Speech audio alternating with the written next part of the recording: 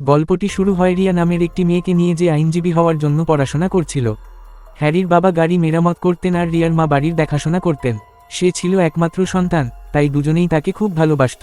রিয়া পড়াশোনায় খুব মেধাবী ছিল, তাই হ্যারি খুশি মনে তাকে একটি পুরনো গাড়ি উপহার দেয়। গাড়িটি দেখে রিয়া খুব খুশি হয়। প্রেমিকের নাম ছিল জর্জ। দুজনেই একই কলেজে পড়ত এবং একে অপরকে খুব ভালোবাসত। সে দিনের বেলায় কলেজে যেত আর রাতে বাড়ি কাজ করত। রিয়া তার কাজ করছিল আর তারপর ভুল করে কেউ তার গায়ে মদ ঢেলে দেয়, যার পর রিয়া তার কাপড় ঠিক করতে ওয়াশরুমে আসে। সোনিয়া নামের একটি মেয়ে ওয়াশরুমে প্রস্তুতি নিচ্ছিল। সোনিয়া ছিল রিয়ার বিশেষ বন্ধু এবং সোনিয়া একটা পার্টিতে যাচ্ছিল এবং রিয়াকে তার সাথে পার্টিতে আসতে বলল, কিন্তু রিয়া রাজি হলো না। সে এমনটা করে কারণ তাকে আবার কাজে যেতে হবে। সে বাড়ি প্রবেশ করার সাথে সাথে জর্জ তাকে পেছনে থেকে আক্রমণ করে। জর্জ ধাক্কা দিতে চাইছিল এবং রিয়ার গুহাও তৃষ্ণার্ত ছিল। দুজনেই বেরিয়ে গেল। তারা এসে পরিবেশ তৈরি করতে শুরু করে এবং তারপর বাড়ির বাইরে একটি দামি গাড়ি থামে এবং এই গাড়িটি একজন থামায়। ধনী বৃদ্ধ লোকটি গাড়ি চালাচ্ছিলেন। হঠাৎ সোনিয়া বেরিয়ে আসে এবং রিয়াকে বিদায় জানিয়ে বৃদ্ধ লোকটিকে ছেড়ে চলে যায়। সে তার সাথে যায় এবং সোনিয়াকে তার বাবার বয়সী একজন পুরুষের সাথে দেখে দুজনেই অবাক হয়ে যায়। রাতে যখন বার বন্ধ হয়ে যায় তখন রিয়ার বস তাকে চাকরিচ্যুত করে কারণ সে তাকে বেশি বেতন দেয়। কর্মীদের কোনো প্রয়োজন ছিল না। রিয়া হোস্টেলে থাকত এবং সোনিয়া ছিল তার রুমমেট। সোনিয়া এখনও সেখানেই থাকে। সোনিয়া পার্টিতে যাওয়ার জন্য প্রস্তুত হচ্ছিল। তার প্রতিটি জিনিসই খুব দামি ছিল। রিয়া তাকে জিজ্ঞাসা করে, তুমি এই সব কোথা থেকে পেলে? গতকাল যার সাথে তুমি গিয়েছিলে সেই লোকটিকে ছিল? সোনিয়া, সে বলে যে সে আমার বন্ধু, যে তার সাথে সময় কাটানোর জন্য আমাকে টাকা দেয়। সোনিয়া একজন আবারও সে রিয়াকে তার সাথে পার্টিতে আসতে বলে। প্রথমে রিয়া রাজি না হলেও সোনিয়া বারবার বোঝানোর পর সে রাজি হয়। কিছুক্ষণ পর দুই বন্ধুই পার্টিতে পৌঁছায়। পার্টিতে কেবল ধনী বৃদ্ধরাই ছিলেন। সকলের বয়স 60 বছরের বেশি ছিল, তবুও সকলেই তরুণ দেখাচ্ছিল। মেয়েদের কোলে ছিল যারা তাদের প্রলুব্ধ করছিল। রিয়ার জন্য এটা খুবই অদ্ভুত ছিল, তাই সে বেশ অবাক হয়েছিল যে এই পার্টির আয়োজন করেছিল সোনিয়ার প্রেমিক এবং সে এটা করেছিল সোনিয়ার অনুরোধেই। সে শহরের সবচেয়ে ধনী ব্যক্তির সাথে রিয়ার সাক্ষাতের ব্যবস্থা করে। এই ব্যক্তির নাম ছিল নরম্যান এবং নরম্যান প্রথমে রিয়ার সৌন্দর্যের প্রশংসা করে এবং তারপর তাকে তার সৌন্দর্য সম্পর্কে বলে। সে তাকে তার সাথে আসতে বলে, কিন্তু রিয়া অস্বীকার করে, বলে যে সে তার বন্ধুর সাথে এখানে এসেছে। রিয়া এখানকার পরিবেশ মোটেও পছন্দ করে না, তাই সে সেখান থেকে চলে যায়। সোনিয়ার মতো মেয়েরা টাকা রোজগারের জন্য এবং মাঝে মাঝে তাদের খুশি করার জন্য ধনী বৃদ্ধদের সাথে আড্ডা দিত। এটি করার জন্য সে এমনকি তাদের গুহায় বোমা ফাটাতে বাধ্য করেছিল।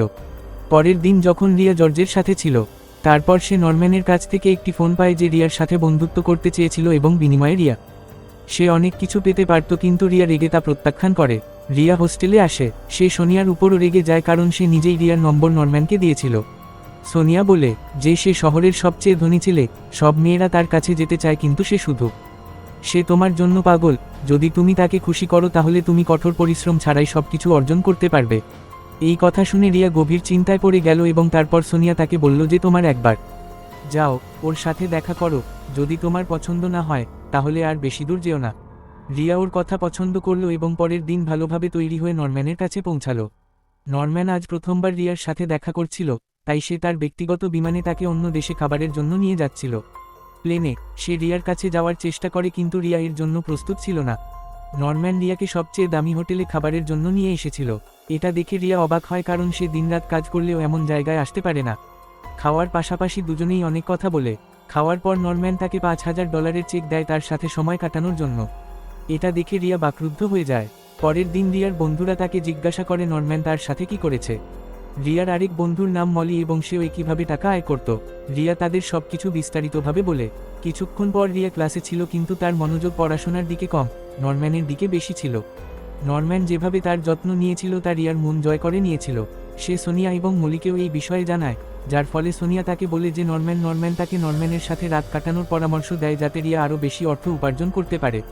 রিয়ার এই কাজটি পছন্দ হয়েছিল, তাই সে সেই রাতে ভালোভাবে প্রস্তুত হয়ে নরম্যানের সাথে দেখা করতে যায়। নরম্যানের ড্রাইভার ম্যাশন রিয়াকে আনার দায়িত্বে ছিল। রিয়া তার বাড়ি থেকে দূরে থাকত, তাই তার বাবার ফোনে একটি জিপিএস ট্র্যাকার চালু ছিল, যা তাকে রিয়ার প্রতিটি মুহূর্ত সম্পর্কে অবগত রাখত। নরম্যানের বাড়িতে পৌঁছানোর আগে রিয়া এটি বন্ধ করে দিয়েছিল। শীঘ্রই সে নরম্যানের বাড়িতে পৌঁছে যায়। নরম্যান তাকে তার বাড়িতে স্বাগত জানায়। কিছুক্ষণ কথা বলার পর নরম্যান তাকে বাড়ির প্রতিটি কোণ দেখাতে শুরু করে এবং এভাবে বাড়িটি দেখানোর সময় সে তাকে তার শোবার ঘরে নিয়ে আসে। এখানে সে রিয়ার গুহায় বিস্ফোরিত হতে চলেছে। রিয়া একটু ঘাবড়ে গিয়েছিল, কিন্তু নরম্যানের গরম কথাবার্তাও তার গুহায় ঝড় তুলছিল। নরম্যান যেভাবে তাকে স্পর্শ করছিল তাতে রিয়ার শরীরের তৃষ্ণা বাড়তে শুরু করে। যদিও নরম্যানের বয়স 60-এর উপরে ছিল, কিন্তু তার শিশ্নে অনেক শক্তি ছিল। তাপ ঠান্ডা হওয়ার পর নরম্যান রিয়ার প্রশংসা করে। নরম্যান রিয়ার সাথে অনেক মজা করত এবং সে খুশি হয়ে আবার তাকে একটা বড় চেক দেয়। এরপর থেকে এই ধারাবাহিকতা স্বাভাবিক হয়ে ওঠে। নরম্যান এই কারণে রিয়া জর্জের সাথে তার মেলামেশা কমিয়ে দিয়েছিল।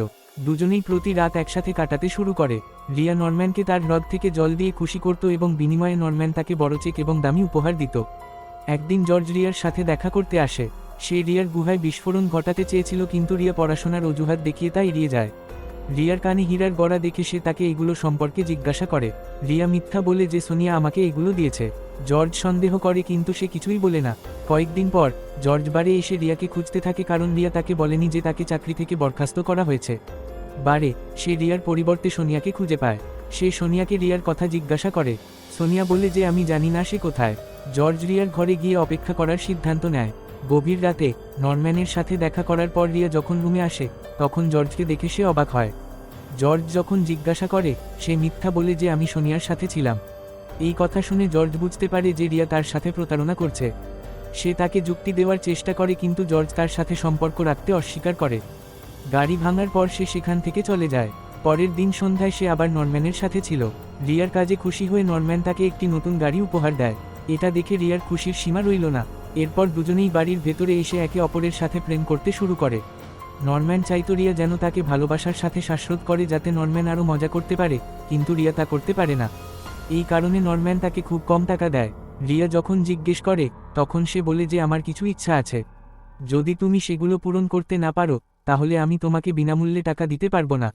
বাড়ি যাওয়ার সময় রিয়া এই কথা ভাবছিল এবং এই কথা ভাবতে ভাবতেই তার দুর্ঘটনা ঘটে। পরের দিন সকালে সে হ্যারিকে গাড়িটি দেখায় এবং যখন সে জিজ্ঞেস করে, তখন সে মিথ্যা বলে যে এই গাড়িটি আমার বন্ধুর এবং এর সাথে আমার দুর্ঘটনা ঘটেছে। আজ হ্যারির জন্মদিনও ছিল। গ্যারেজে গাড়ি পাঠানোর পর দুজনেই বাড়ি ফিরে আসে। হ্যারির জন্মদিনের পার্টি এখানে চলছিল। এদিকে নরম্যানের ফোন আসে। নরম্যান তাকে তার বাড়িতে ডাকছিল, কিন্তু রিয়া রাজি হয়নি, যার কারণে নরম্যান তার উপর খুব রেগে যায়। পার্টির পর হ্যারি গাড়ি মেরামত করছিল এবং তারপর সে গাড়ির কাগজপত্র পায় যেখানে নরম্যানের নাম লেখা ছিল। সে বুঝতে পারে যে রিয়া তাকে মিথ্যা বলেছে। পরের দিন সে তার সাথে দেখা করতে নরম্যানের বাড়িতে পৌঁছায়। এখানে সে নরম্যানের সাথে তার মেয়েকে দেখতে পায়। সে বুঝতে পারে রিয়া এই ধনী বৃদ্ধের সাথে কি করছে। হ্যারি রেগে যায় এবং নরম্যানকে মারতে শুরু করে, কিন্তু ম্যাসন তাকে থামায়, যার পরে সে রিয়াকে তার সাথে নিয়ে যায়। সন্ধ্যায় সে নরম্যানকে বলে যে এখন থেকে সে এই চাকরি ছেড়ে দিচ্ছে, তাই সে আর কখনো তাকে ফোন করবে না। নরম্যান তার সাথে রাজি হয়, কিন্তু সে শেষবারের মতো তার সাথে রাত কাটাতে চেয়েছিল। রিয়া অনেকবার অস্বীকার করে, কিন্তু সে রাজি হয় না। নরম্যান তাকে মলিকেও সাথে আনতে বলে। কিছুক্ষণ পর উভয় বন্ধু নরম্যানের বাড়িতে ছিল। তারা বাড়িতে পৌঁছানোর সাথে সাথেই রিয়া ওয়াশরুমে চলে যায়, কারণ তার শরীর ভালো ছিল না এবং নরম্যান মলির গুহায় মারধর শুরু করে। কখনো মলি তাকে শ্বাসরোধ করছিল এবং কখনো নরম্যান মলিকে শ্বাসরোধ করছিল। তাদের কণ্ঠস্বর শুনে রিয়ার স্বাস্থ্যের অবনতি হচ্ছিল। নরম্যান মলিকে খুব জোর করে শ্বাসরোধ করে হত্যা করেছিল, যার ফলে সে মারা গিয়েছিল। রিয়া যখন ওয়াশরুম থেকে বেরিয়ে আসে, তখন সে মলির মৃতদেহ দেখতে পায়। সে নরম্যানের উপর খুব রেগে যায় এবং তারপর সেখান থেকে একটি নতুন গাড়ি নিয়ে চলে যায়। এখন নরম্যানের নির্দেশে ম্যাসন প্রথমে মলির দেহ ফেলে দেয় এবং তারপর রিয়াকে অনুসরণ করতে শুরু করে, যাতে সে তাকেও হত্যা করতে পারে। রিয়া বুঝতে পারে যে তার জীবন ঝুঁকির মধ্যে রয়েছে, তাই সে প্রথমে জিপিএস ট্র্যাকার চালু করে এবং তারপর গাড়ি থামিয়ে হ্যারিকে সবকিছু বলতে শুরু করে। সে কিছু বলার আগেই ম্যাসন তাকে ধরে ফেলে। শীঘ্রই সে রিয়ার সাথে একটি নির্জন জায়গায় পৌঁছে যায়। হ্যারিও রিয়াকে ট্র্যাক করে এবং একই জায়গায় পৌঁছে যায়। ম্যাসন রিয়াকে এখানে নিয়ে আসে। ম্যাসন রিয়াকে হত্যা করার আগেই হ্যারি ভিতরে আসে। ম্যাসন হ্যারিকে বেশ কয়েকটি গুলি চালায়, কিন্তু কোনো লাভ হয় না। শীঘ্রই তারা উভয়ই মারামারি শুরু করে এবং এরই মধ্যে রিয়া সুযোগ দেখে ম্যাসনকে আক্রমণ করে এবং তাকে অজ্ঞান করে দেয়। হ্যারি পুলিশকেও ফোন করে। নরম্যান সবকিছু নিয়ে দেশ ছেড়ে যাওয়ার প্রস্তুতি নিচ্ছিল, কিন্তু রিয়া পুলিশকে সবকিছু বলেছিল, তাই তারা তাকেও ধরে ফেলে। আর এখানেই গল্পটি শেষ। আমাদের ভিডিওটি দেখার জন্য আপনাকে অনেক ধন্যবাদ সঙ্গী।